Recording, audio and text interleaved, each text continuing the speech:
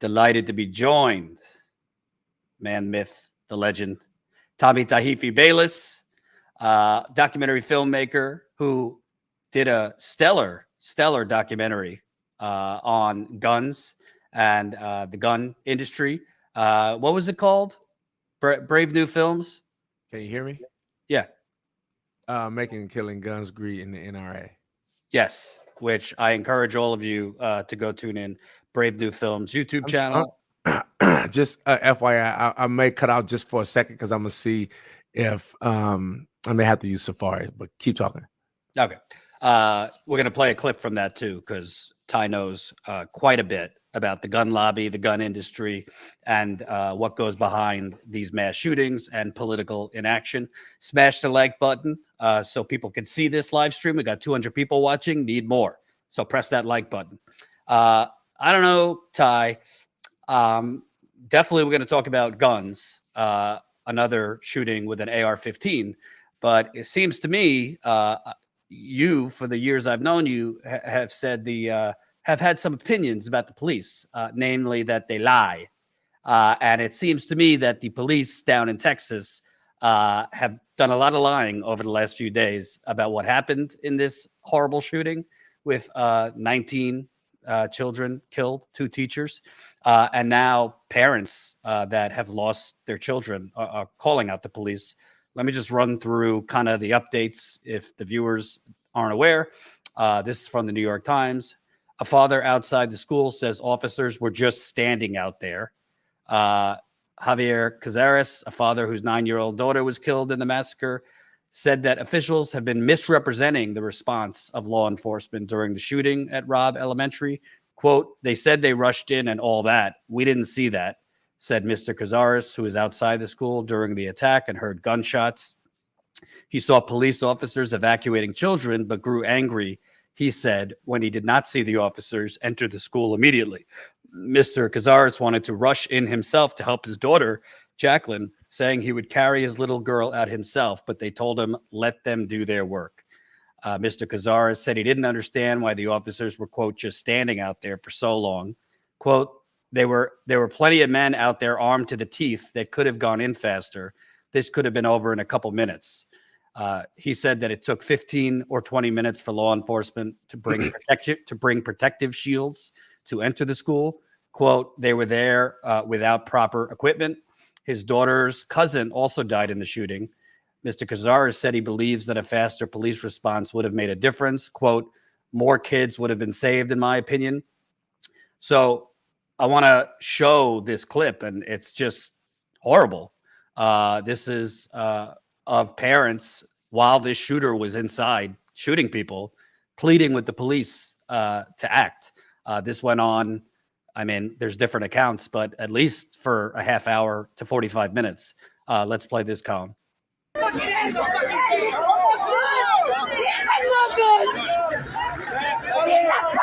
taking care of shit, he ain't done yet. She dead. It's not good. Y'all should have fucking changed that motherfucker like that. No! I'm fucking doing to him. Let him go. Come on, guys, para, güey. We're shooting.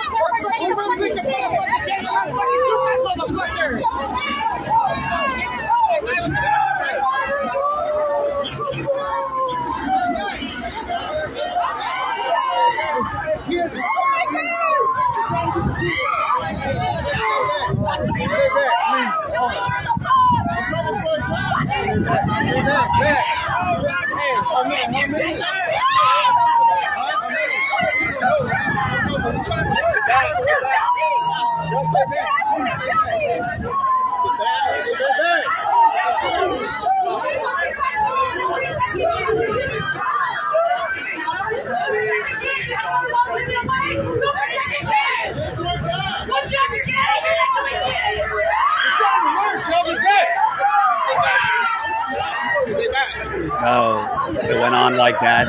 It went on like that for about half hour, 45 minutes.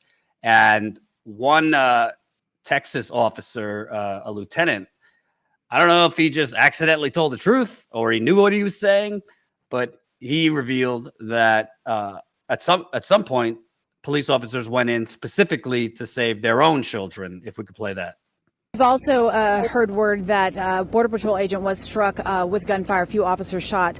We've heard that some law enforcement officers actually went into school to get their kids out. Can you talk about that? Right, so what we do know, Vanessa, right now that there was some police officers, families trying to get their children out of the school because it was an active shooter situation right now. It's a terrible situation right now. And of course, just as we mentioned, the loss of life, it's just terrible. It's a terrible tragedy right now that took place. But again, we got to keep acknowledging those brave men and women that actually were there on scene that met this suspect. And of course, we know that they were met with gunfire. Some of them were shot. But at the end of this, the suspect was shot and is now deceased. The threat is now neutralized. So, yeah, he just said that they went in to get their kids, which has been widely, reporters have been asking more questions about that. And lastly, this is just insane. A mom of 2 children at Uvalde was put in handcuffs after urging police and law enforcement to enter the school. Once freed from her cuffs, she jumped the school fence, ran inside, and sprinted out with her kids. This is from the Wall Street Journal. Quote, "The police were doing nothing," said Angeli Rose Gomez, who after learning about the shooting drove 40 miles to Robb Elementary, where her children are in 2nd and 3rd grade. They were just standing outside the fence. They weren't going in there or running anywhere. Ms. Gomez, a farm supervisor, said that she was one of numerous parents who began encouraging, first politely and then with more urgency, police and other law enforcement to enter the school. After a few minutes, she said federal marshals approached her and put her in handcuffs, telling her she was being arrested for intervening in an ongoing investigation. So I don't know where to start. I don't want to give the right wing or, these NRA folks talking points because they're going to use this to say it wasn't the guns, it was the police that fucked up. It's both. But what are your thoughts? Because, you're no stranger to these mass shootings. Your documentary depicted the Aurora mass shooting in addition to other shootings. I thought all we need is more good guys with a gun.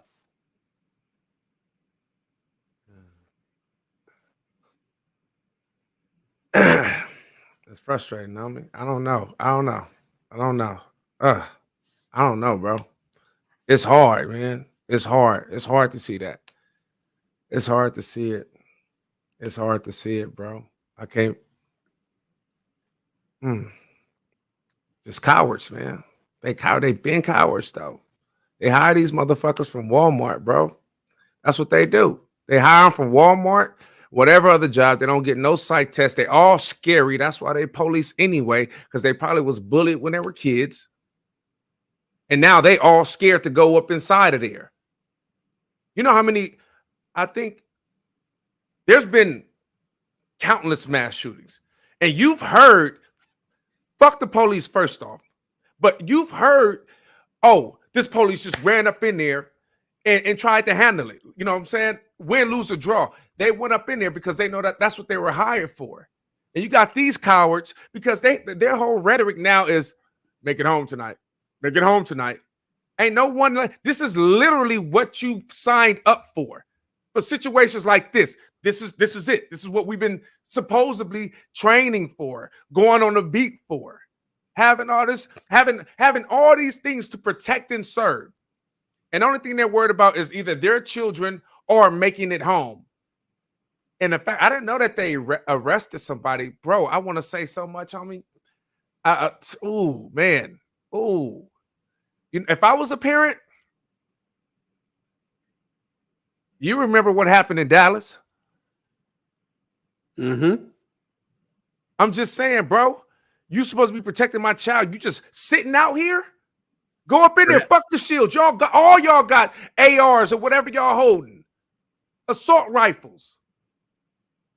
They also had border control there too. So there were the U.S. Marshals, border control. But in the immediate, this shooter walked in. The door was unlocked. Apparently, there was no. Although they had originally said there was a school officer there, like a cop who's stationed at the school. Apparently, he wasn't there, even though if he was there, he doesn't have an AR-15. He didn't this get guy, shot? no, there was no. It came out now. that there was no school resource officer or whatever they call it. But even if there, what would he have done anyway? You remember what happened in Florida, and right. that reserve officer, right? Man, this is what they teach them. Make it home. Make it home. Yeah, bro. If you make it home, God bless, homie. But you signed up for something else. And also, and now you got 19 children. 19. But what's amazing to me, because you and I have covered things. We were arrested actually in St. Louis covering a Black Lives Matter protest.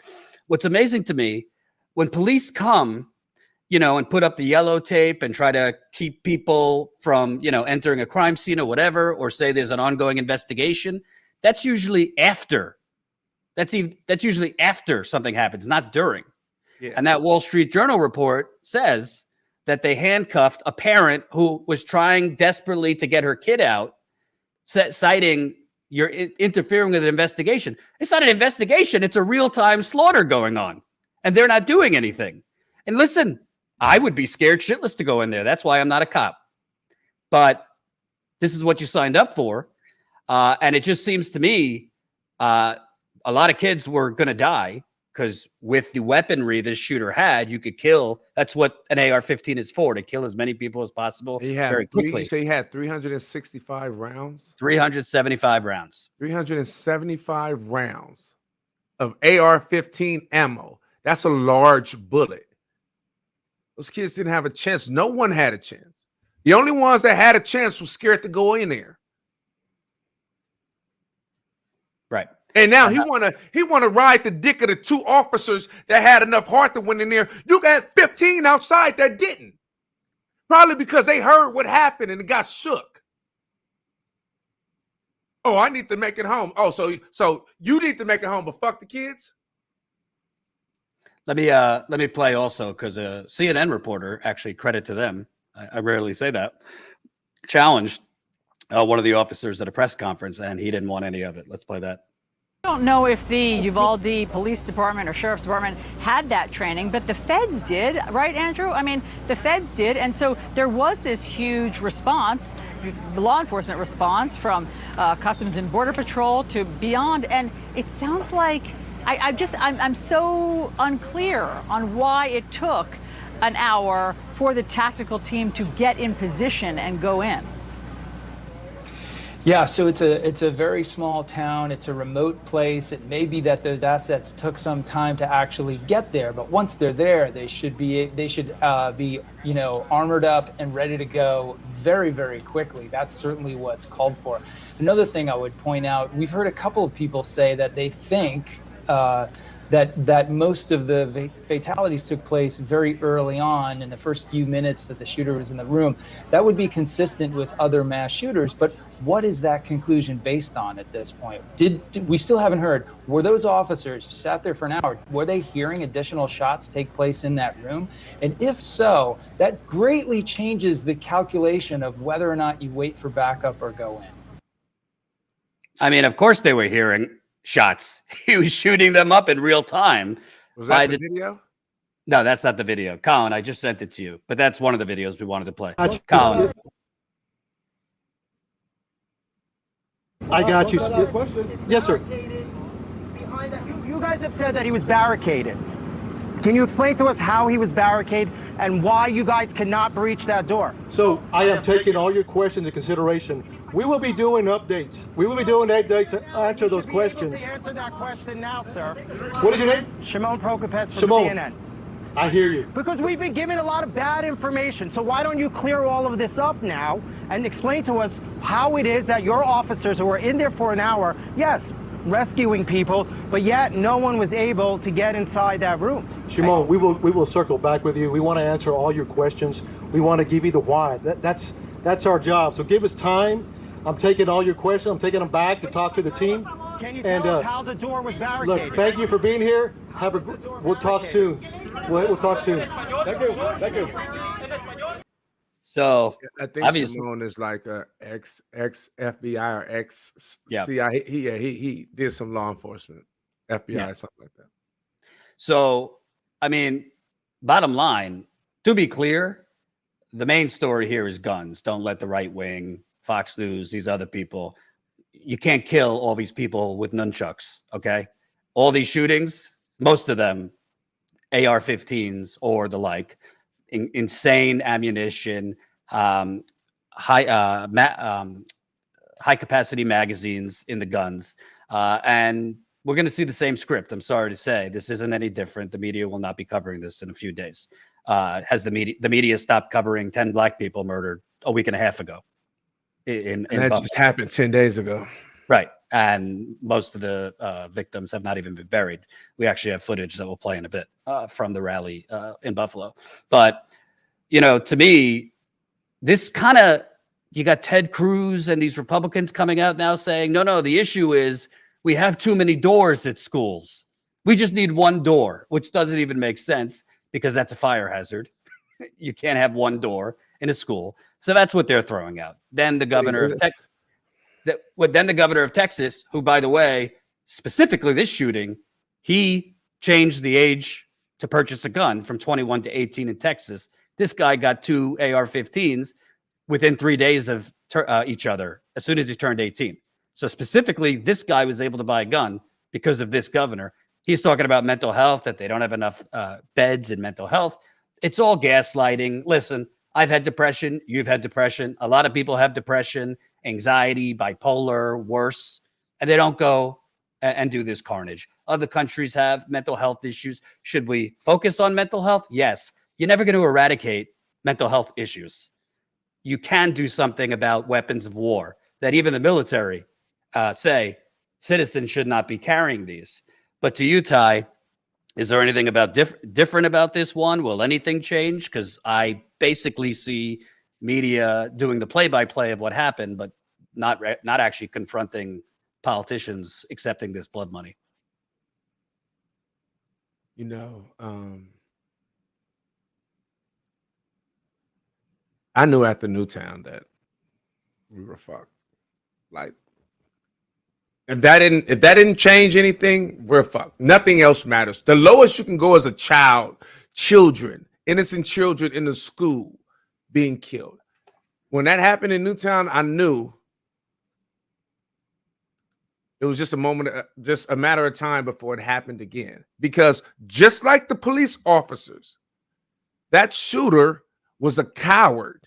He went to a place that he could easily access, that he would have no resistance because of whatever reason, whether he's bullied or not, don't matter.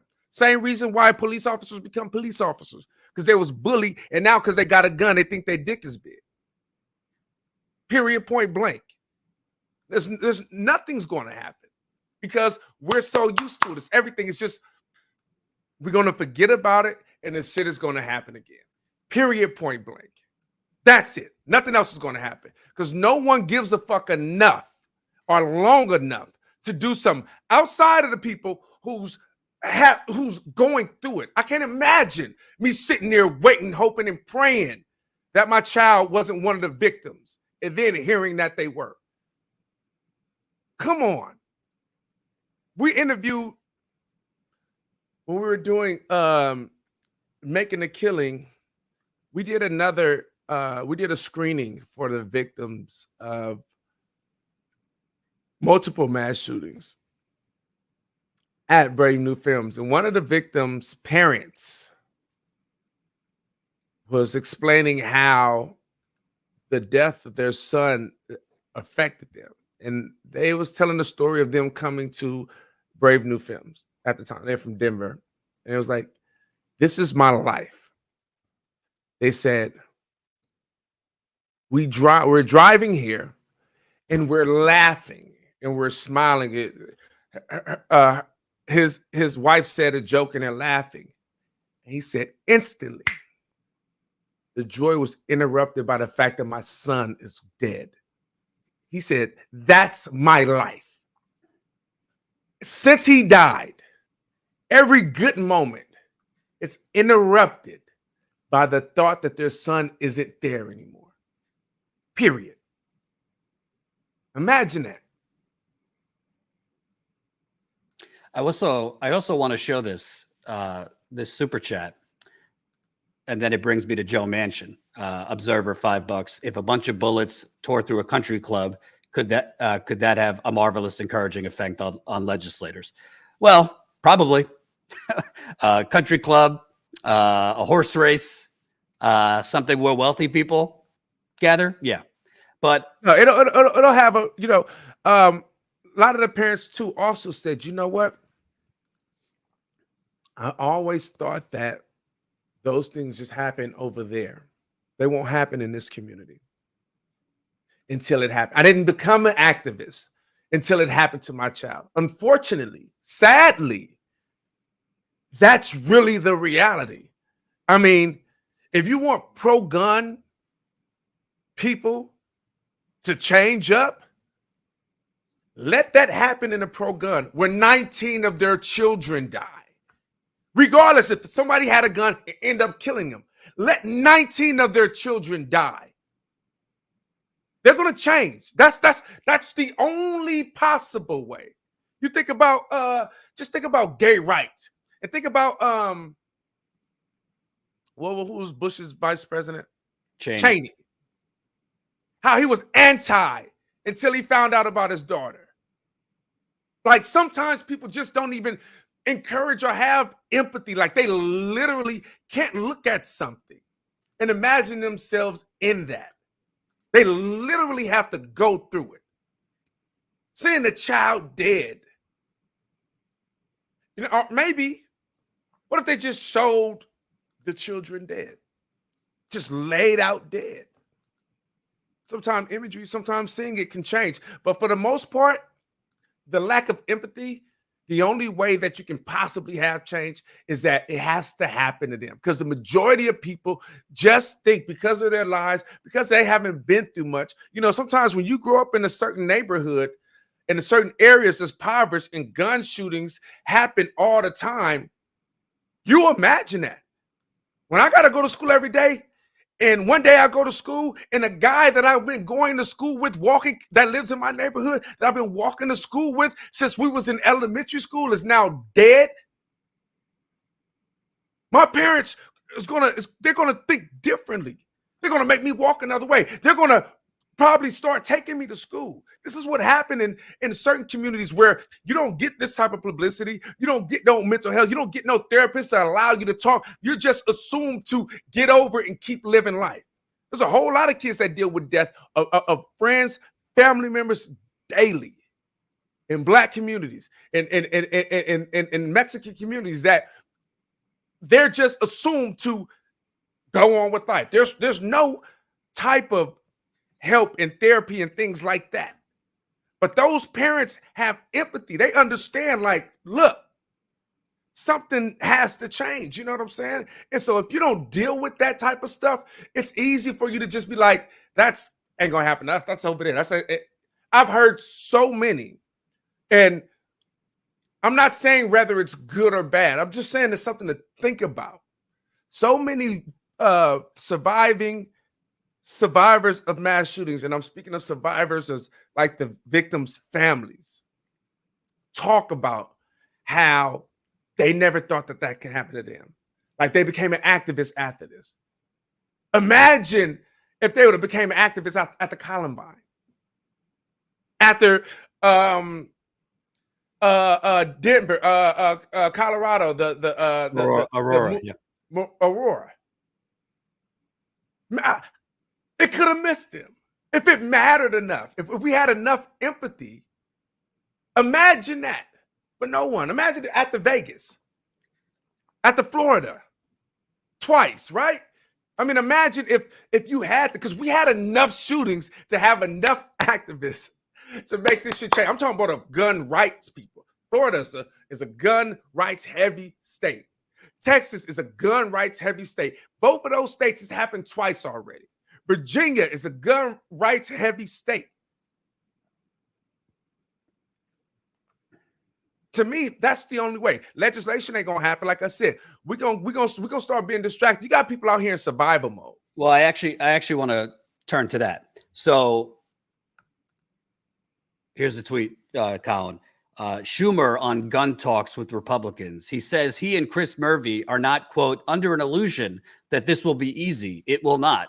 He says he will give it a short amount of time to succeed. Then Joe Manchin, getting back to your point on they'll do something if it affects them. Manchin on gun talks. By the way, Manchin, who has blocked serious gun reform many times. Quote, I've never been in this frame of mind.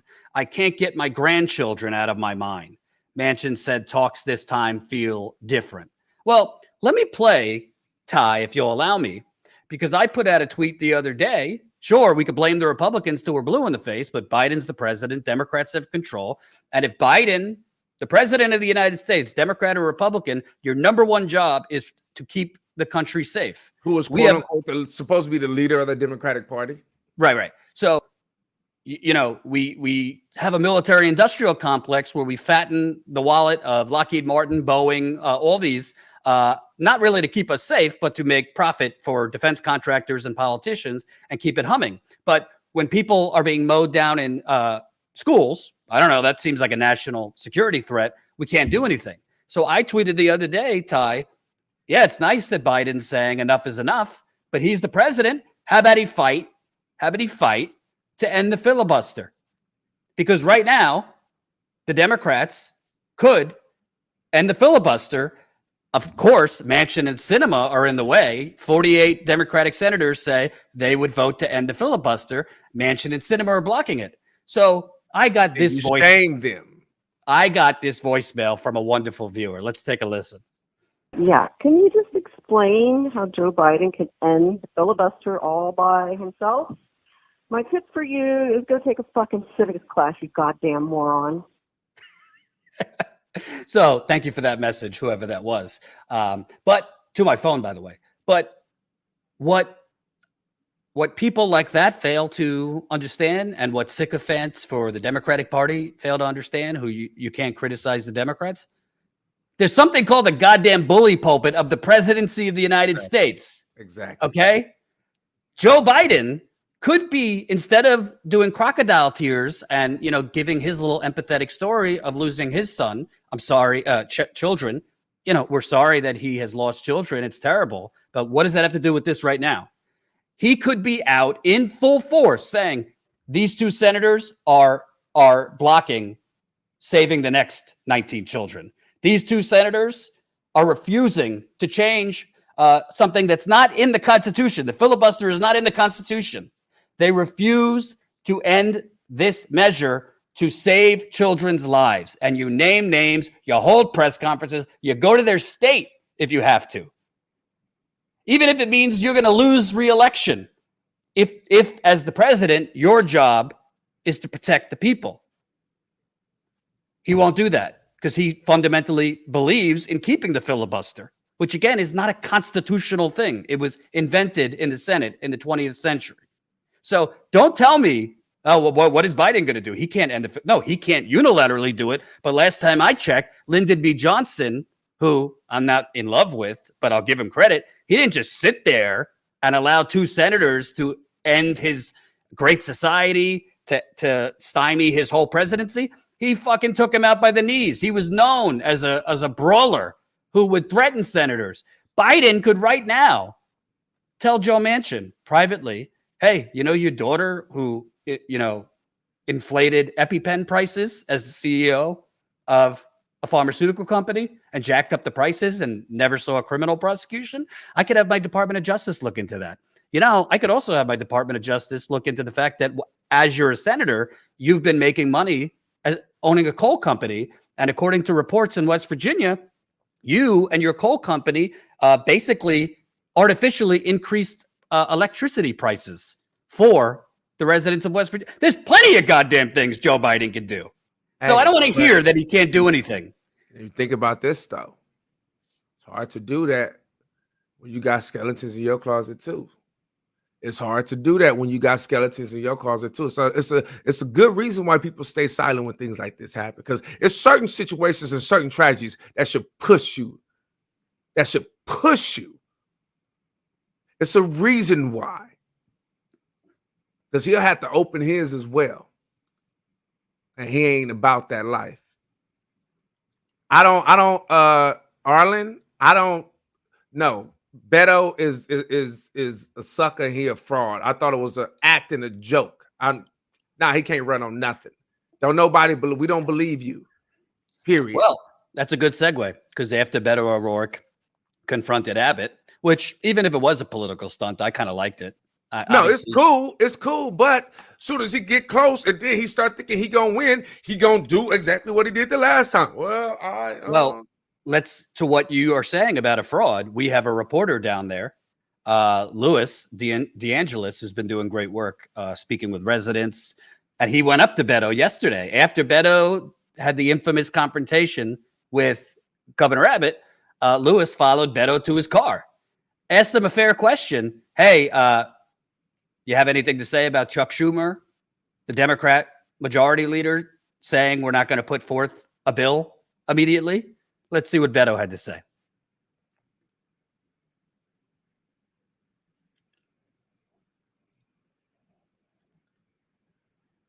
The question all of you need to ask him is, why does he want violent criminals to be able to carry guns on our streets? Go ask him that. He has not had to answer for any of this, and he gets by with this theater. I'm calling it out. I came here to call it out, to stop this, because if we don't stop it, it will continue to happen. I don't know what more I can add. I just shared all the things that we can do as a state, the power that the governor has to change this, the fact that most of us in Texas do not want to accept this and are willing to make the changes legislatively to ensure that we don't continue to see this. It's on the governor. I think your next round of questions are for him. Why won't he do something?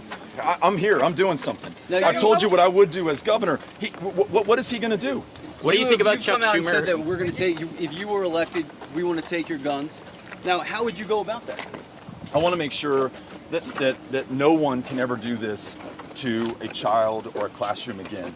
So I think at a minimum, we should stop selling AR-15s and AK-47s. We should have universal background checks. We should have red flag laws. We should have safe storage laws. These are things that most Texans, Democrat and Republican, will agree on. These are things that gun owners and non-gun owners alike will agree on. All that we're missing is the political will by those who are in leadership positions in the state to actually do something about it. What do you think about Chuck Schumer not saying he won't take up any new gun legislation this year? Excuse me, guys. Excuse us.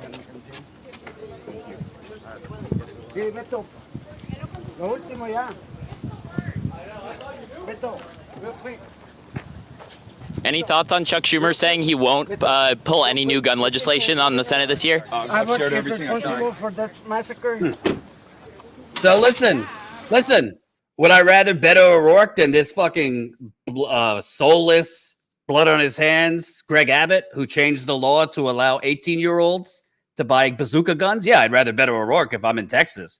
But you're not serious about the issue if you're only willing to call out the Republicans, but you're not willing. He should be demanding right now that immediately, not in a month, immediately put a bill on the floor and make Republicans vote it down now. Bro. He's trying to get. If I was governor, that's why his bitch ass is there, man. Fuck all that. You should be doing that because this is what I think. Because if it's how you really feel and it's genuine, he would have had something to say about Chuck Schumer. He would have. All of a sudden, we ain't answering questions. I would have been like, no, hold on.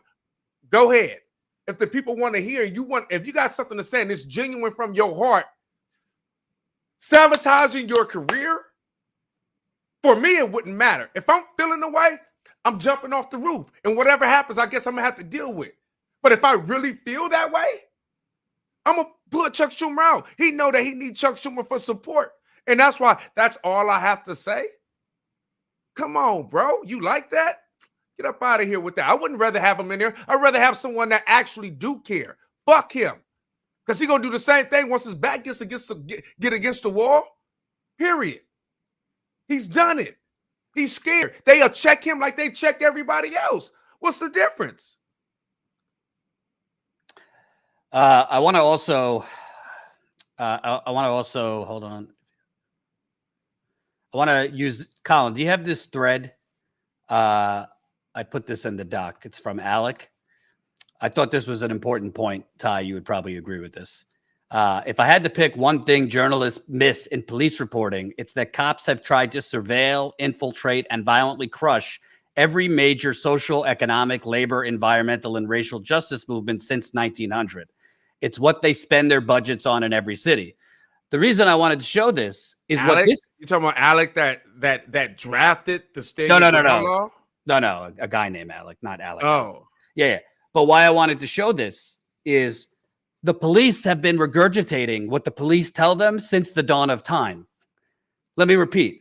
The media has been regurgitating the media has been regurgitating whatever the hell the police tell them since the dawn of time. They don't challenge nothing. This is probably the first time when you see CNN that they kind of challenge. They so sheepish when they do it, but at least this is the first time that you kind of see them push a little bit. Like, hold on. So I'm hoping not just about mass shootings, but about black men that are being massacred throughout the country. You know, a whole host of issues. Listen, bro. Listen. The pinnacle is children being massacred. We can all agree the majority of 5-year-olds, the majority of kids in elementary are innocent. That's the pin, bro. If they didn't do Sandy Hook, we all fucked, man. Ain't nothing happening, bro. Ain't nothing happening. Period. There were children. What else can we do? We don't give a fuck about dogs. We don't give a fuck about black people. We don't even give a fuck about white people when it comes to our guns. At least we all agree that children are innocent up to some certain point. And they don't give a fuck about them. It's nowhere else to go, dog. There's nowhere else to go. Well, there's one idea that I saw. It would be extremely, extremely controversial. I don't know if it could happen. If every teacher in America walked out and refused to go back in until major gun reform was passed, because that would shut down the economy. If children don't have anywhere to go, I mean, look what happened during COVID. Yeah. If children got nowhere to go, parents can't go to work. Parents go to work. We know what happens. I don't think that's going to happen. Of course, it's not enough. There's not enough people that agree to make that happen.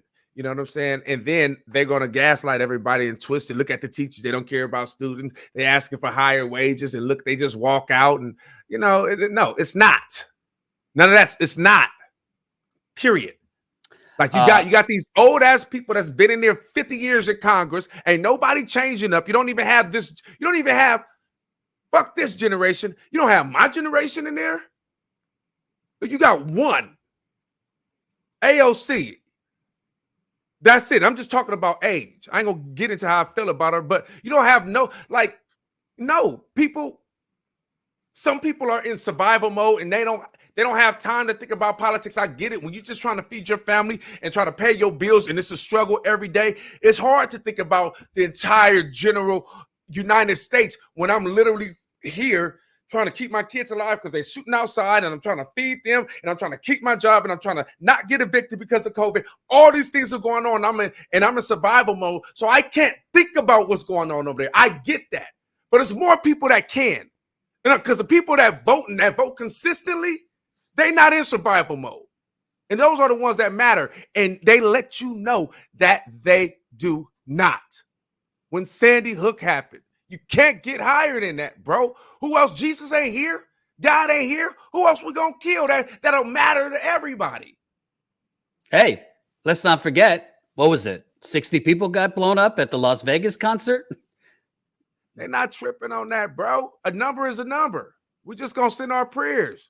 And half of them niggas is atheists. They just saying it. They don't even believe in it. It's just something to say. I wanna play some of this. We got footage because we not only go on the ground. If you're new to this channel, we don't just sit in the studio. We travel. We cover stories on the ground. We are independent. We don't get any fucking money from the bankers, the fossil fuckers, big pharma, big real estate, military industrial complex. We had Lewis on the ground covering this down in Uvalde. We also got footage from Buffalo because in this warped fucking country, before this shooting happened, the media already had moved on from 10 black people, well, more than 10. But 10 black people getting massacred by a white supremacist in Buffalo. So here's some footage of a rally that was held over the weekend in Buffalo. By the way, people still haven't been burned in Buffalo, but the media had moved off of it already. And by the way, Republicans yesterday or today blocked a domestic terrorism bill that was put forth to tighten laws and provide more resources. You know what's crazy? In California, they passed a domestic terrorist to control gangs, to give them more time. You have terrorist threats, will get you 10 years to control gangs. Look it up. This is what they did. They probably overturned it because they've been overturning a whole lot of those laws that'll give gang members. They have all these enhancements that give you football numbers like 50 years, but walking with another person and y'all got tattoos. Y'all ain't doing nothing, but y'all got tattoos representing the gang. Like they have terror. They got terrorist laws that they passed for gang members, but they're not doing it for people that's out there shooting up everybody, shooting up innocent children. Let's take a look at some of this in Buffalo. Roberta A. Drew. Ashe. Marcus D. Morrison. Ashe. Andre McNeil. Ashe. Aaron Salter. Ashe. Geraldine Talley. Ashe. Celestine Chamber. Ashe. Haywood Patterson. Ashe. Catherine Massey. Ashe. Pearl Young. Ashe. Ruth Whitfield. Ashe. Hi. So I was in there with my daughter, and it still feel like, it doesn't feel like a week. It feel like it just happened. Like my daughter has to grow up. I don't know even what to say to her anymore. I don't even have an explanation. We just need to change this before my daughter grow up in this. Like, I don't want her to grow up in this. She has a pure heart, and I want her to stay like that. I don't want her to hate anybody. But y'all need to, what's going to happen next? That's all I've been having to say. Like, what is the next step after these media people leave, after the phone call stops, after everything? We're still going to have that mental, like, I'm paranoid, I panic, like, I have anxiety now. I never thought I would have anything like that. I thought I was the strongest person ever. That proved me wrong. I swear it proved me wrong. Like, I'm just here every single day because it just gives me hope that it is a change that's coming, maybe. And I say maybe because this happened before. This happened before. It's not nothing new. Like, I just want to just come here every day and just volunteer. That's what I've been doing, keeping my mind off of it. But when I go home, I still have the same problems. I still have the same trauma. These people lost their lives. I've interacted with some of the people that was in there before they died. I was probably the last people they talked to. And that shouldn't have been it at all. They should have been talking to their families, walking out of that tops. Like, after this, I want y'all to keep that same energy. That's right. That's right. Keep that same energy. That's right. Don't let this die down. Because this changed my life. Y'all don't even know. My birthday was the next day, and I almost didn't see it. Wow, yeah. They asked me why I come outside, why I do this, why you want me to hide? Why you want me to stay in the house? Why? So that means they won. I'm not letting them win. That's right. That's right. I'm not. That's right. No, well, that's all I had to say, and I'm sorry for the families that lost their life. I swear I am. So this is messing us up every single day. But every single that speaker was in the grocery store with her daughter.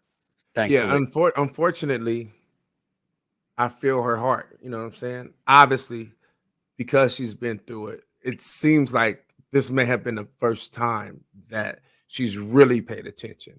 because what she's asking for isn't going to happen. Period.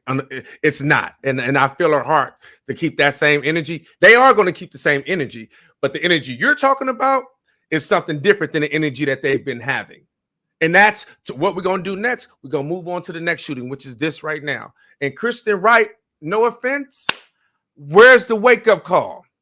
Sandy Hook should have been a wake-up call. This isn't a wake-up call. This is another mass shooting, period. This is not a wake-up call. It's another mass shooting, and we're going to move on. It ain't shit going to happen.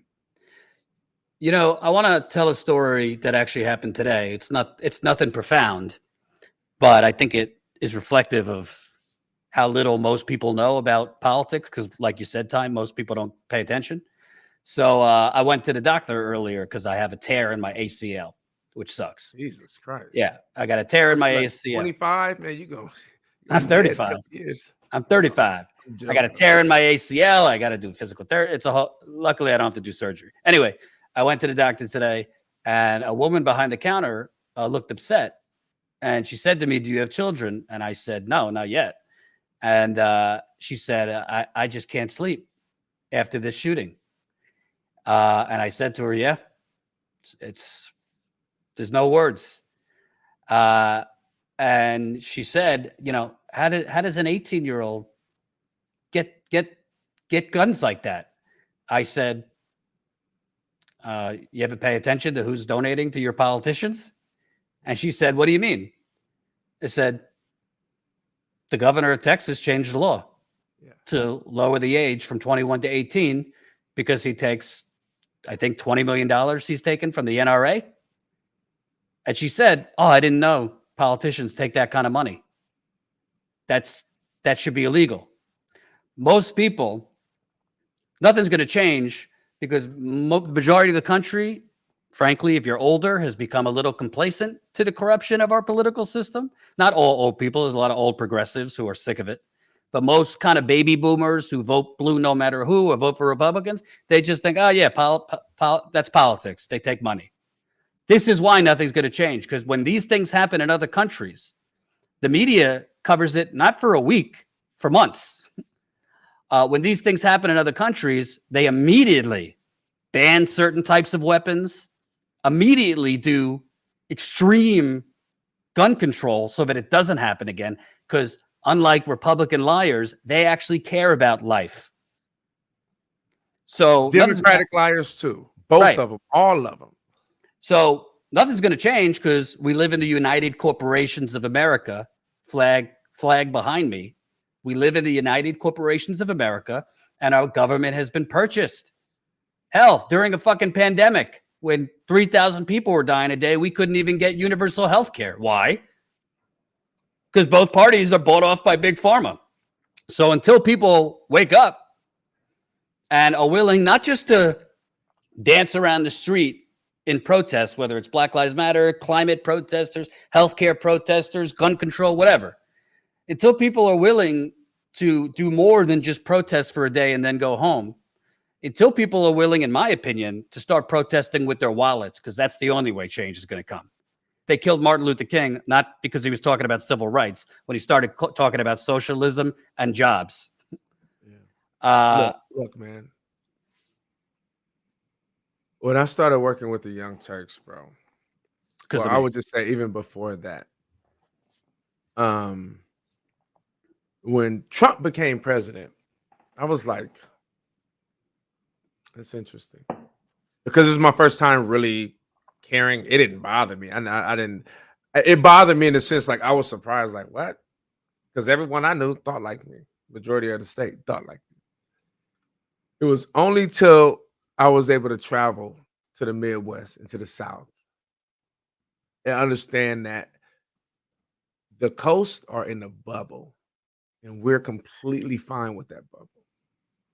And we expect the entire country to be in that bubble. And every now and again, the country surprises us and let us know where they are. And I mention this because you mentioned that lady. And it's not just her, like she's in New Jersey or New York. Mm-hmm. And just because the gun laws are very stringent in New York and somewhat stringent, you can still have a gun in New Jersey in your home. they think that it's everywhere. And because it's, but the thing is, it's the lack of empathy. Because they're good, they're not even tripping on what everybody else going through. They not. That's why she don't know. Because she good, it don't matter to her. My family good. And that's the majority of everyone, right? But I don't give a lot of leeway to a people that's not in survival mode and going through a lot, because life is distracting when you're trying to survive. But when you're good and complacent and comfortable,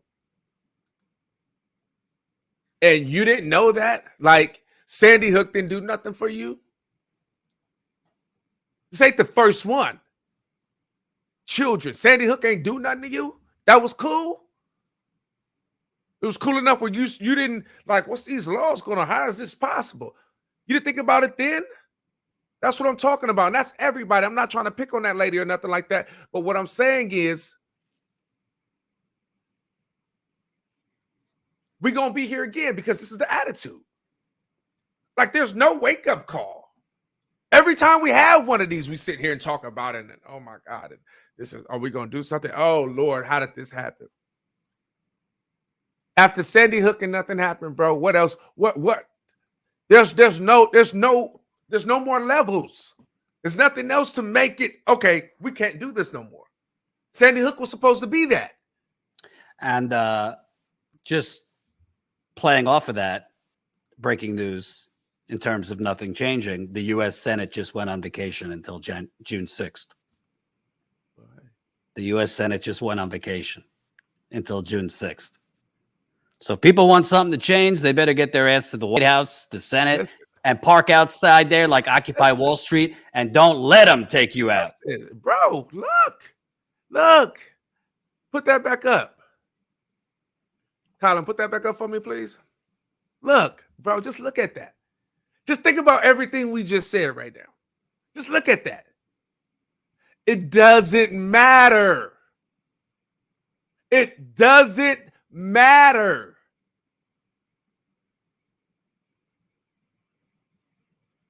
This is, what do they call it? Business as usual.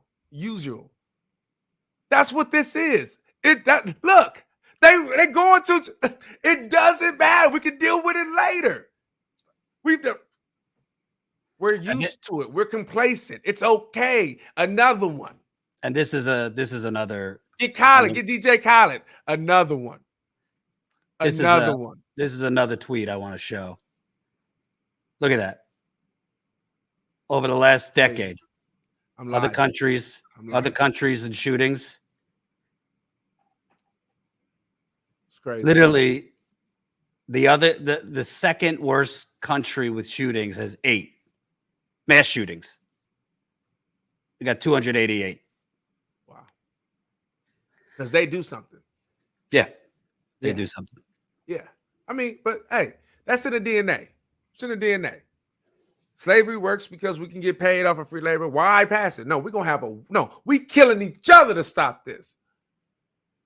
You know what I'm saying? We're going to have a civil war against this. Segregation is cool. What? We don't need to stop it. What? Lynchings? What?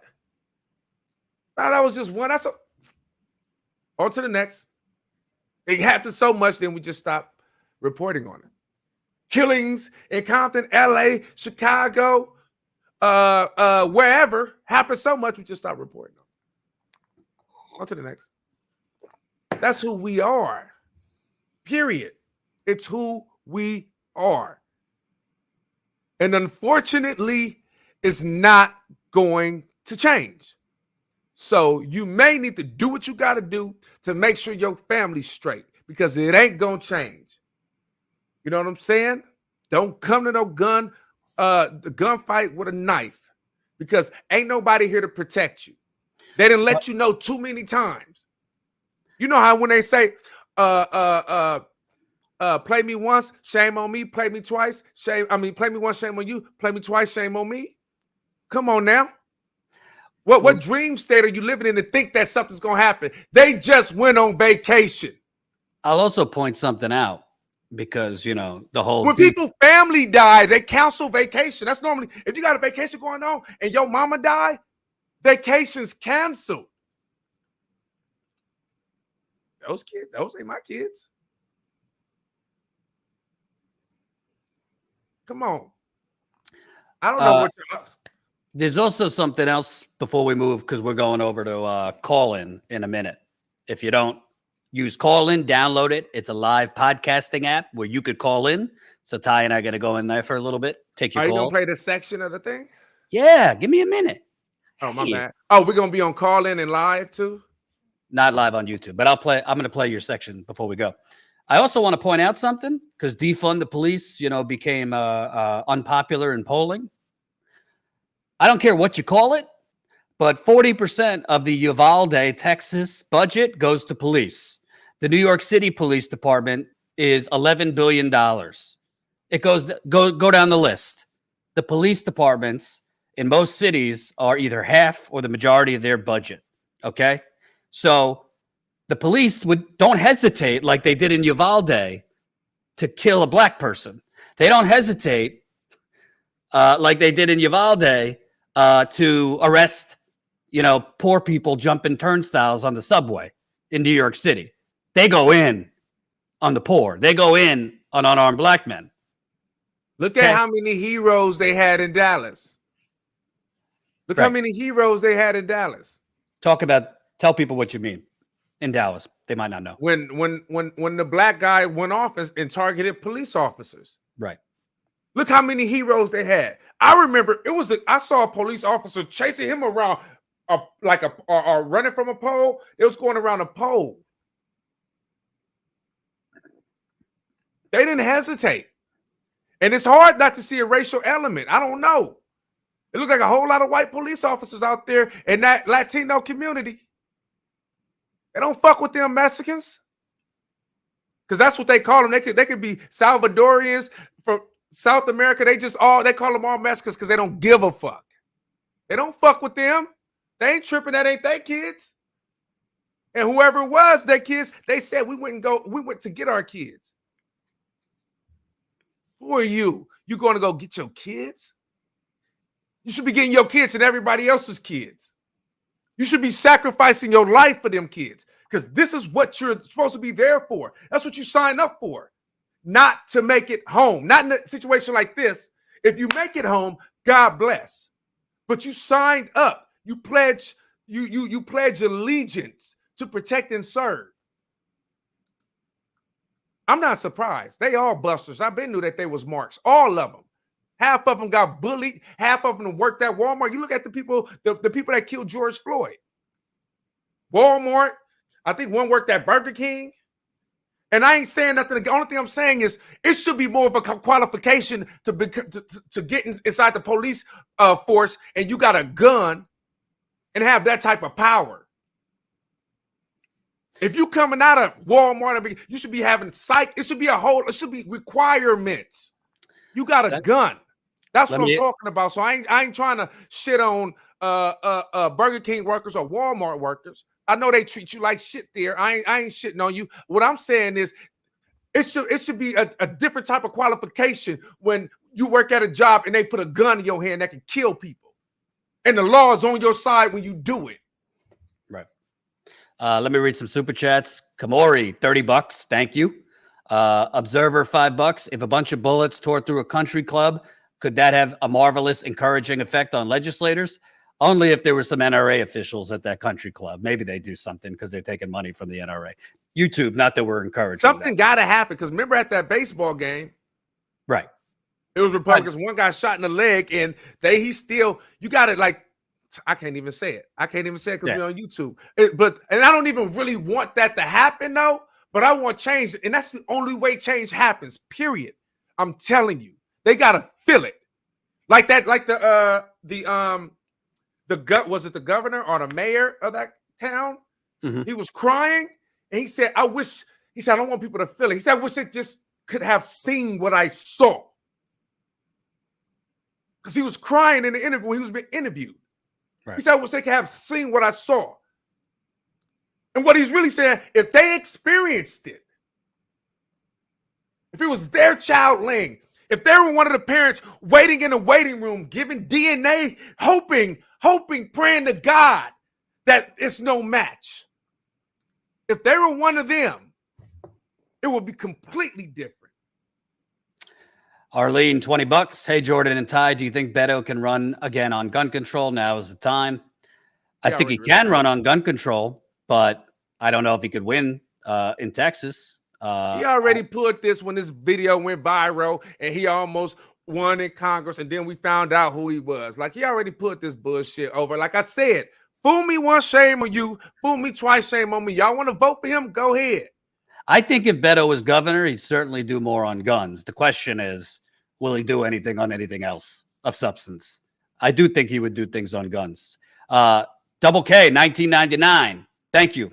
Kristen, $10. This is a wake-up call. The U.S. spends billions on weapons that ends up killing people all over the world, mostly black and brown people all over the world, by the way. This fixation on war and conflict and the despair dollars out there can't be ignored as we search for answers. I hope you're right. Observer, $2. My comes home. All right. Don't know what that means. $5. Observer. Kathleen Bellow wrote a brilliant book connecting U.S. imperialist wars with the rise of white supremacist terrorism and mass domestic violence. Yeah, email. I'd love to hear that book. info@statuscoup.com. Tony, $10. Biden should learn from Trump. Trump got caught saying the P word and brushed it off and kept moving. Where is that grumpy grandpa energy when you need it? He's comfy, like Ty said. Shame on him.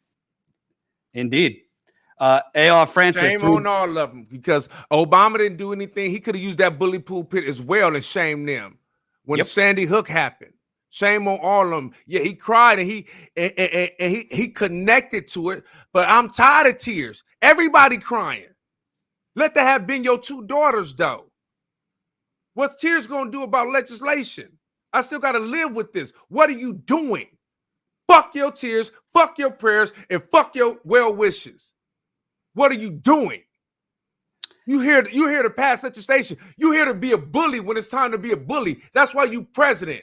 But you want to be friends. That's what I'm saying. Everybody want to kiki and hug and go to the party and have cocktails and make money. Everybody rich.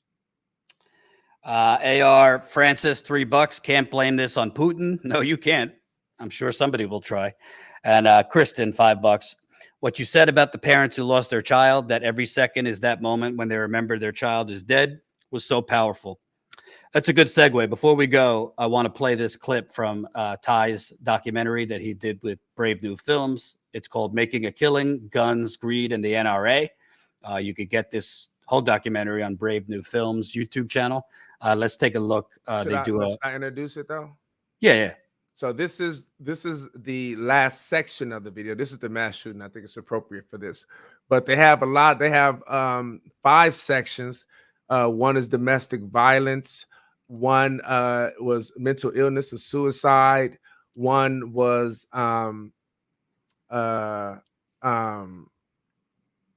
I guess what they call the idea of having your guns locked up, like when you don't have your guns locked up and a kid gets a hold of it. A kid ended up killing himself playing with his parents' gun. So it's a couple sections. This is the last section. This is about the mass shooting in Aurora, Colorado, and it's very powerful. And I think it's appropriate for this because I honestly feel like it a lot of times it seems inappropriate to show graphic things, but sometimes that's the only way people get it. It's one thing to read about a mass shooting or see the aftermath reported of a mass shooting, but if you see the damage of the mass, if you see it, it'll do something different. And so the intention in this segment was to kind of do that. And so And before we play it, I just want to remind people we're going to be moving over to Callin in a few minutes. So download the app. You could download Callin, CALLIN, on Android and iPhone. It's a live podcasting. Did he get that picture off the internet?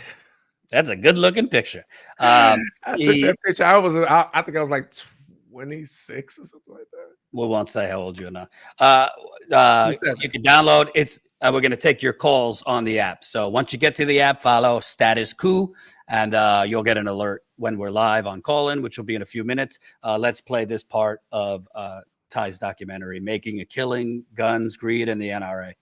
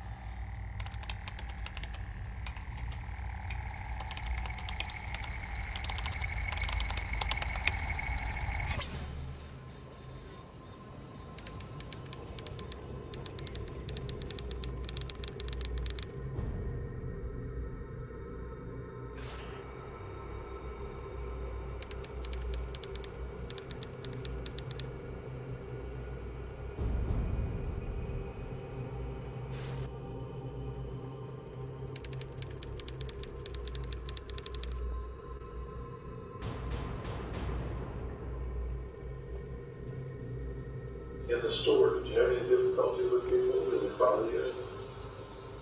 No, because I was there for this.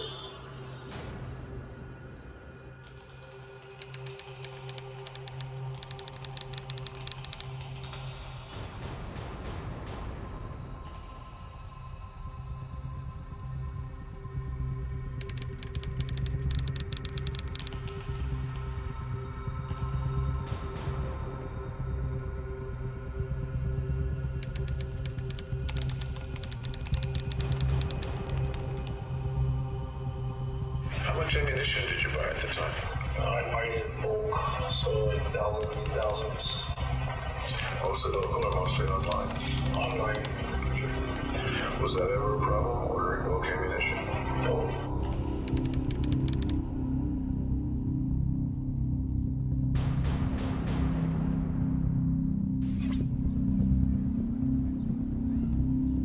I could buy all that stuff, and nobody would notice that it's dangerous, that it's a lot.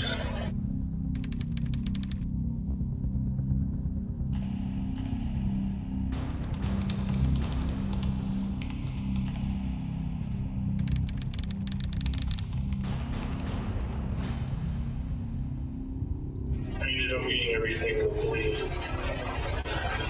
It was at like Bass Pro Shops, I think.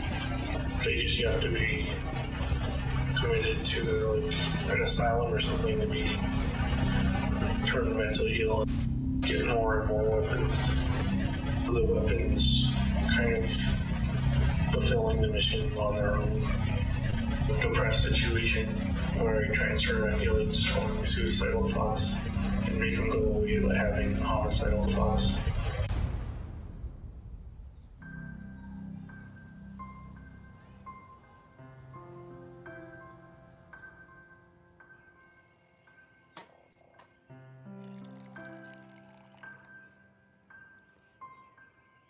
I usually work like the 10 to 4 shift, the opening of the restaurant, so I'm the first server on to get everything ready. Being 9 months pregnant, it was exhausting, but I pushed through, especially knowing we were going to a midnight showing. I just needed to make money. I work for Legacy Traffic Management. We were temporary traffic control. I was working that day. I went to get pizza for everybody for helping us move into the house. AJ went to my brother's to mow his yard to make money so he could go to the movie. I've been a police officer for over 32 years. I come home. He said, "Hey, thanks for mowing the yard." She says, "Well, you can thank your nephew AJ. He came over and mowed him." I said, "Well, how much did you pay him?" She says, $40. I said, $40? I'll mow it for $40, for gosh sakes. That night at Hula, it was the first time we were gonna dance Fire Poi. I'd messaged him like, "Come over and watch this, this is so cool." And he said he was gonna go watch Hula before they went to the movie. So I said, "All right, you know, I love you." And then he left.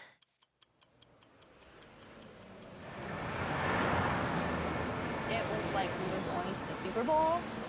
We were so excited to see this movie.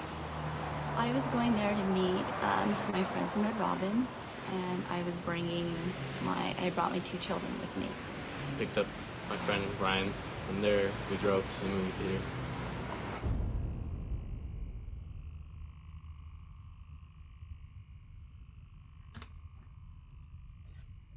Well, it was somewhat dangerous because I put tinted windows, like tinted window film on my windows so that I could gear up inside the car, but it doesn't let much light in, so it's hard to drive in the dark.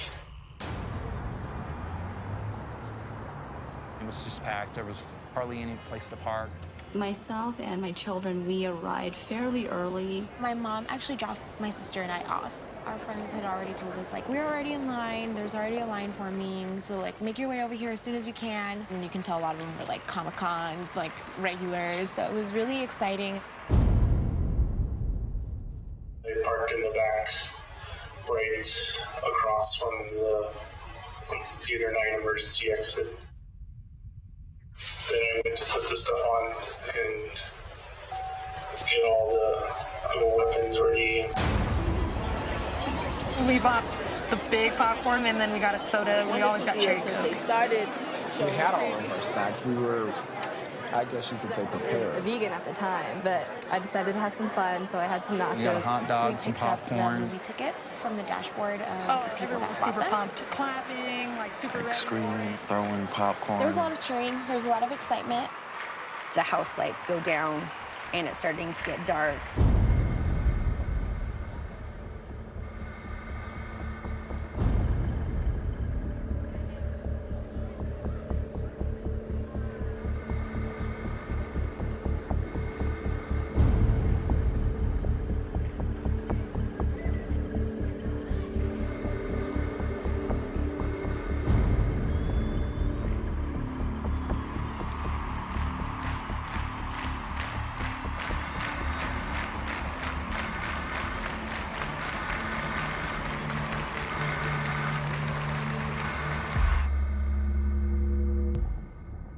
It finally starts, and I actually remember having to slow my breathing because I was really pumped up and excited for what was to come.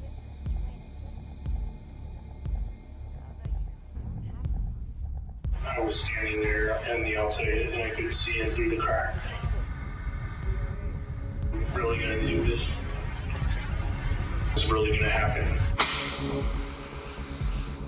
I heard the hissing. Burning. My chest and my throat just completely closed up. And like you couldn't even swallow. There was smoke everywhere. There was tear gas. And then it was an autopilot.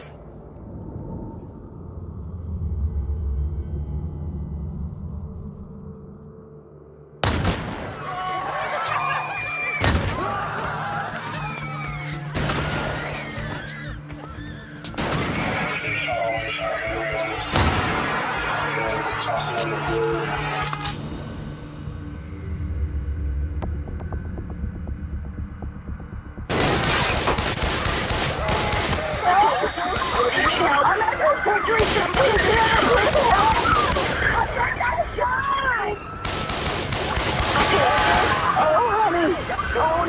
Don't say that. Honey, hang on. It was the most horrific thing I'd ever seen. I'm fucking 17. You need to talk this out. Yeah. Because I knew everybody running away and I was kind of out of control of the situation. Is that gunshot right here? Oh my God, there's bodies everywhere. What the hell?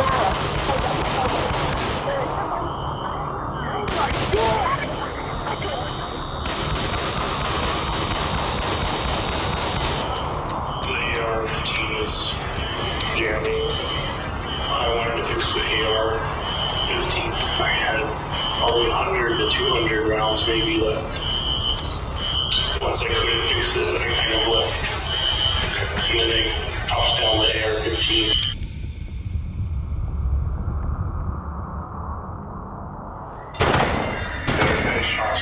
You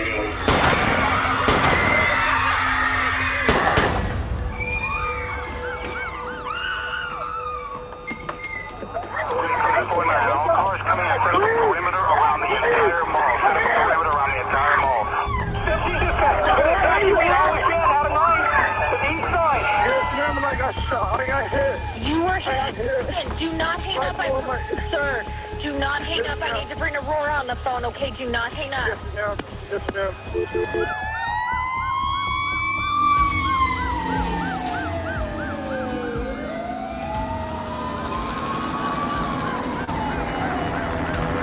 We have gas masks available. There were ambulances from different counties. There was police officers. Get us some damn gas masks for Theater 9. We can't get in it. 16, I got 7 down in Theater 9.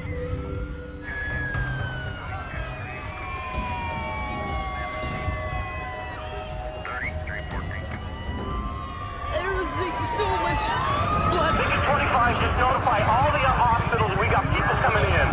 I've got a child victim. I need rescue at the back door of Theater 9 now. Back door of Theater 9 will start up. To update you on the situation, if you're just now joining us, at least 14 dead, 50 injured. A lot of those injuries are severe.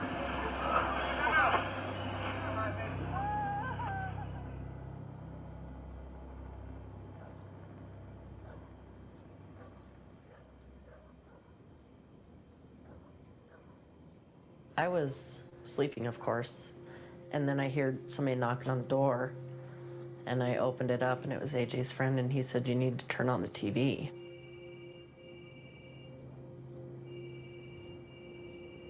I was sleeping. Phone rang about 2:30, and it's Teresa. She's screaming on the phone. She said, "I don't know where he is." I said, "Who? What are you talking about?" She said, "AJ." I said, "He's at the movies." She says, no, I don't know where he is. I don't know where he is. She says, I don't know where he is. I can't get a hold of him. So what are you talking about? She said, "Turn the TV on." We just pulled up straight to the emergency doors. They saw my face all bloody and me being pregnant, and Bryson saying there was a shooting at the theater. We need help. She's pregnant.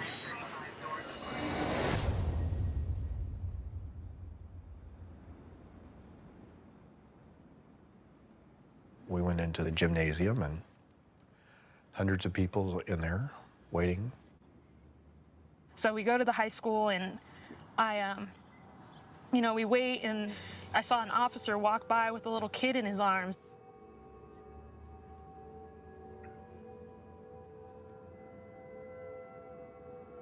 La Samoa, which is AJ's girlfriend, she still had AJ's blood on her when we saw her.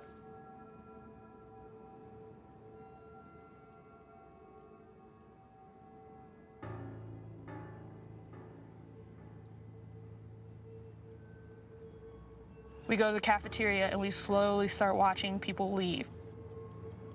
So we waited, and we waited and waited and waited.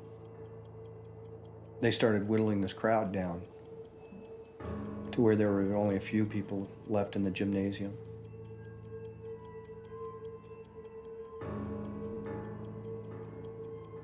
And so we stayed there the whole 18 hours. And my mom and dad, my brothers and sisters, and my sister-in-laws, they all came down there. 18 and a half hours later is when they finally told us.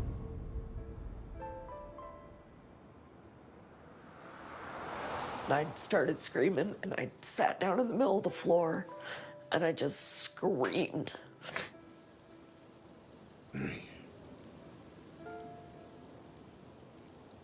She collapsed at that point. I had to carry her pretty much back, just take care of her. It was heartbreaking. Have you ever heard a woman cry because of the loss of a child? It's horrible. It's awful.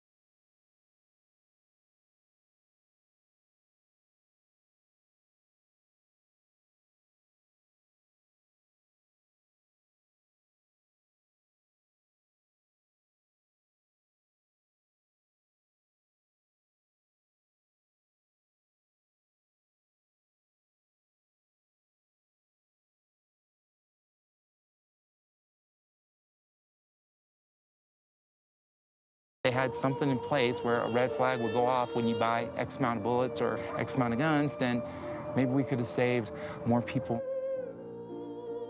Nobody should go through this. Nobody should go through this. I wouldn't wish this on anyone. And unfortunately, it's becoming all too common. In the wake of the Colorado shootings, Aurora residents came together to pray, to weep, to remember, and then they went and bought guns. Gun sales rise after mass shootings. It happens after the shooting rampage in Aurora, Colorado. Gun sales are rising across the country, and so is the stock price of America's biggest gun makers. The numbers are driven by a basic emotion, fear. Fear sells. The fear that's sold in our communities. I use firearms in my daily job, and I can tell you this, these guys are making a lot of money every time one of these incidents happens. And to preserve all of our freedoms, we must get larger, we must get stronger, greater in financial resources. These individuals from the NRA are very good about giving away money to these individuals if they'll fight their fight for them. The proposed assault weapons ban is a singularly ineffective piece of legislation. The issue of assault weapons is a phony. It's purely emotional and designed to do nothing but frighten the American people. There was a big hubbub about assault-style rifles, and actually what it was just the cosmetic look of those guns. You don't hunt with an AK-47. You don't go hunting with an AR-15 unless you're hunting humans.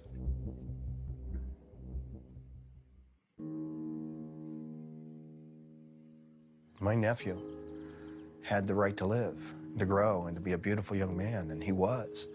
But he had the right to get a job and to have a family and have children. And that was taken away from him. I love you. She went to a theater to see a movie and was killed. People go to their churches and they get slaughtered. That's not what we should be standing for.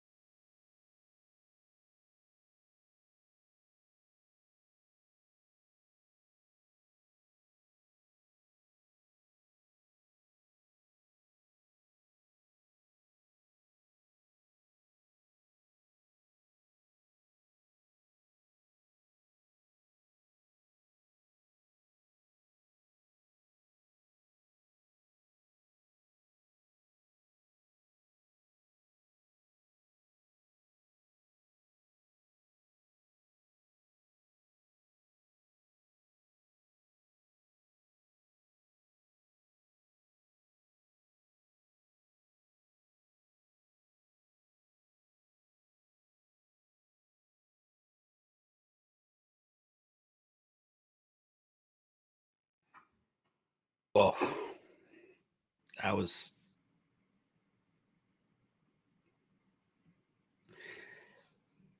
I don't really have any words. That was just powerful. I could tell. I understand now why you're so passionate about this. How long did it take you to work on that documentary? I think it was like almost 2 years before it came Wow. out. It's a few sections. So I mean, we did Chicago with the that was with the transportation of guns from surrounding states to Chicago. We did domestic violence. We did suicide, mental illness, and we did suicide, mental illness, and we did massive. We did one other one, and then a mass shooting as well. I can't think of that.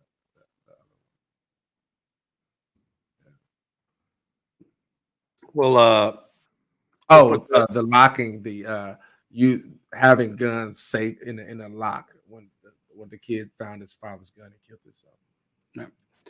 We'll put the link to the documentary if you guys want to watch it in the description. It's called Making a Killing, Guns, Greed, and the NRA. Has a lot of statistics.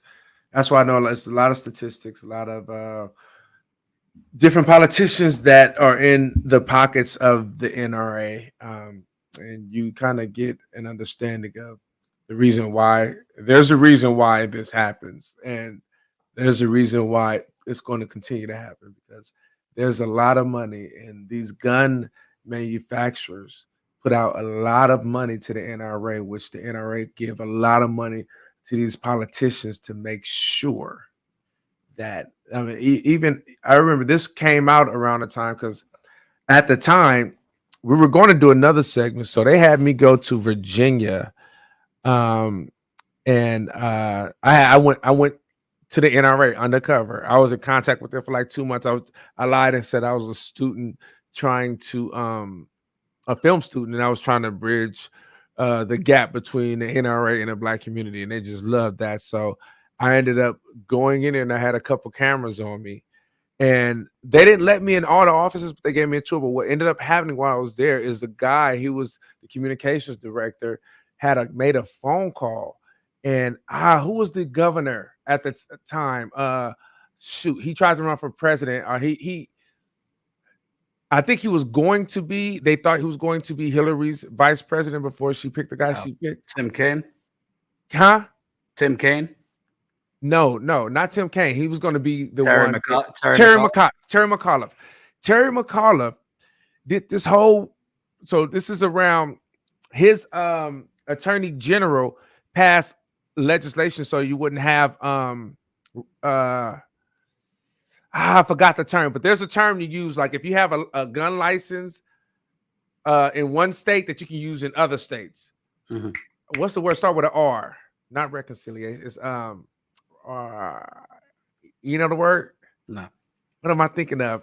So I forgot the term of the word. I can't think of it. But what happens is, if you have a gun, let's say a gun license in Virginia, Virginia will say, okay, if you have it in Virginia, I have agreements with all 5 states. So if you have your license in Virginia, you can have your license in 40 other states. You don't have to go to those states, right? So Virginia passed the attorney general introduced a law that says if other states don't live up to our standards, that they cannot carry a concealed carry in our state. So what ended up happening, that was going to come into effect. He announced it in December of 2015. It was going to go into effect in February 2017. Terry McAuliffe, the night before it was going to effect, did a backdoor deal with the NRA and canceled it and made a reciprocation. I almost had the word. And made it where anyone that had a license can carry in damn near all 50 states that had he went against, backdoored it. And mind you, 2 weeks prior, it was Martin Luther King's birthday. He was on the steps of Washington talking about how he was going to fight the NRA tooth and nail. And 2 weeks after that, he passed something that nullified what his attorney general did, what was the attorney general? It nullified that bill and made it where people, 50 other, it was like 40 states could carry concealed carry in Virginia. And so I had got that on tape, but what happened is the reason why I wasn't in a documentary is because Virginia is a 2-party state, meaning if I do an audio record, if I had if I would have got the audio for the video, it would have been good. But because it was an audio record, when it's a 2-party state, you have to let the person know that they've been recorded. If it's a 1-party state, you don't have to let them know. And that became our issue, so we couldn't put it in a documentary. Gotcha. All right, folks, we're moving over to call in. It's the app. You could call in. We're going to be on there for a little bit. So head over there. You could download it on Android, iPhone, CALLIN, and then follow Status Coup, and you'll get a little alert We're going to be live there in just a few minutes. Thank you for watching. I'll see you guys over on Call-In. And Ty, tell people where could they find you? You can't find me nowhere right now, but you will be able to find me in a little bit. You got a Twitter, no? Oh yeah. Oh yeah. You can check the Twitter out. It's at Tommy TOMMIE _ Tahife TYHEFE. Tommy _ Tahife. Looking forward. All right, I'll see you on Call-In.